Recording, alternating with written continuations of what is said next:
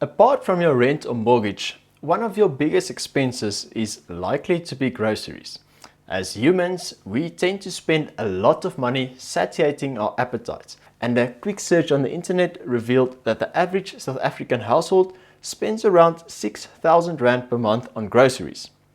Think about it. That's a whopping 72,000 Rand per year on stocking up on your fridge or pantry, only for it to pass out of our system in a matter of days. So in this video, I will share with you 11 easy shopping hacks that you can apply to help slice a delicious piece off of your grocery bill. Number 1. Set up a meal plan. Now, after a long day of work, we are often not less to cook food and will thus resort to takeout or buying some form of convenience food that often comes with a much heftier price tag. So take some time to plan out your week ahead of time and prepare as many meals as you can for the following week. Meals that you are able to cook in bulk and then freeze typically works the best. And by simply knowing that there is food waiting for you at home, will kind of diffuse the temptation to reach out for more expensive, convenient options and will end up saving you loads of time and money. Number 2. Set up a shopping list and keep at it. Grocery stores are marketing maniacs. They know exactly how to appeal to and manipulate your emotions, and we will therefore easily fall into the trap of aisle shopping, where you want to buy everything that is on sale, because why not? It is a great deal. So even before going to the shops, take inventory of your supplies at home and decide what you really need. Write it down and keep at it. Get in and get out. Do not fall for that trap. You will effectively save a lot of money that you didn't even knew you were going to spend. Number 3. Do not buy food that is out of season.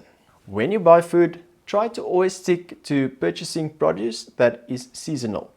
If the avos are out of season, there is a high chance that it is imported, which can make them ridiculously expensive. So walk past and forget it. Seasonal produce is also usually available in much greater quantities, allowing groceries to provide some great 2-for-1 discounted deals.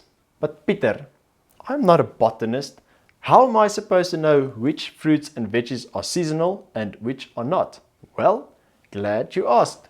I will put a link down in the description to a website that you can check out that lists the seasonal fruits and veggies that also contains some yummy recipes that you can try out. Number 4. Don't shop hungry. Let's face it, we've all lost the battle against our second brain, aka our digestive system. What were you thinking? When shopping on an empty stomach, our senses get overwhelmed by the smell of freshly baked bread, delicious snacks, and the thought of sweet cold ice cream on a summer's day. Anyway, if you can help it, don't shop on an empty stomach. You'll find that there's much less temptation to add unnecessary items to your shopping cart. Number 5. Do not allow food to go to waste. Have you ever found yourself throwing out food that's past its expiration date because you have no idea what to do with it? Now, being a pretty bad cook myself, I know that I am guilty of this. Before I got married, I had very few options for meals, as I was limited in my ability to concoct food recipes together. If it was not a braai or 2-minute noodles, then I was kind of useless. But then I discovered this great website called Epicurious, which allows you to filter your recipe search based on what you currently have in your cupboards and fridge. You can include or exclude certain ingredients and thus end up with a list of interesting recipes that you can make with what you currently have available. So also check the description for a link. Now, needless to say, this will prevent you from flushing loads of money down the drain due to the need to replace your expired food items with fresh ones. Number 6. Maximize the cashback rewards. If you are confident that you can use a credit card responsibly, then look out for the ones that offer cashback rewards for food purchases. F&B, for example, offer e-bucks when you shop at specific retailers. This can end up making you more than 400 Rand per month simply by going about your normal daily purchases. In addition to this, you can also look out for loyalty cards where you will build up points every time you swipe that can be used later on as a discount to your bill. You are going to need to buy the food anyway, so why not just use your credit and store loyalty card while you are at it? It may not be a lot at first, but you will be really surprised at how much it can build up in the long run. And if you don't like the idea of having too many cards in your wallet, then consider downloading this free app called Stowcard, which will allow you to store all your electronic loyalty cards for most of your favorite grocery stores on your phone. Number 7, shop only once per week. Again, take full inventory of your supplies and determine what you will need for the entire week and do all of your shopping at once. Not only will this save you a lot on fuel, but it will also prevent you from falling into the temptation of aisle shopping, where you buy unnecessary things that you did not know you actually needed. Number 8, don't buy brand, buy generic. Now, you'd be really surprised at how much more money you are paying for a name and packaging. Large companies have learned the strategies to convince you that you absolutely need their brand, but this is more often than not really necessary. Yes, the foods from Woolies is often of a better quality and you may look of a higher status when walking around in a shopping mall with your Woolies bag, but is it really worth paying that much extra? You may be surprised at the quality of the store brand goods. But also, on the other hand, buying the cheapest product possible can also compromise the quality as well, which is not ideal either. So you will need to make an informed decision on this one. In general, the generic products of the following are as of good quality as the brand. Food staples such as flour, sugar, cooking oil and butter, canned produce such as basic canned fruit and vegetables, and frozen produce. Generic versions will almost be half the name brand and will probably end up tasting exactly the same. Number 9, keep your fridge organized.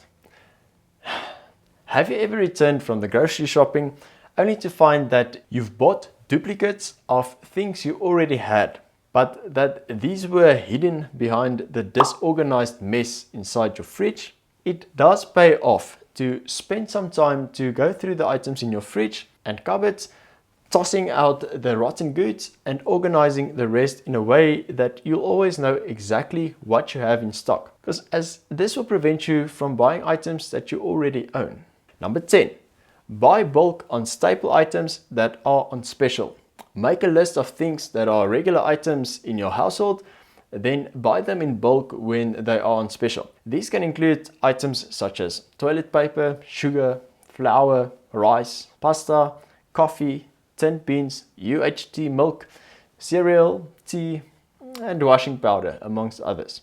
When comparing products on the shelves, always calculate the price per kilogram or liter, as larger packages generally end up being cheaper per kilogram. Buy as many VAT zero items as possible, such as fresh and frozen fruit and veg, rice, maize, brown bread, eggs, cooking oil, milk, dried beans, and lentils. But be sensible about bulk buys though, and don't buy more than you really need, especially when it comes to perishable items. And number 11, shop online. We are currently living in a digital era, and thus it becomes much easier to make our purchases online.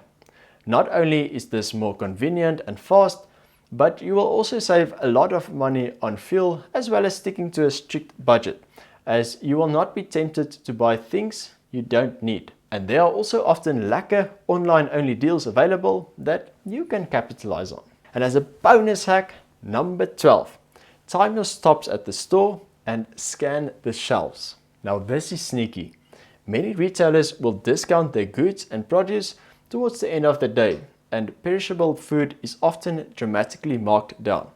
So try and time your shopping just after rush hour, as you might just find some pretty good deals.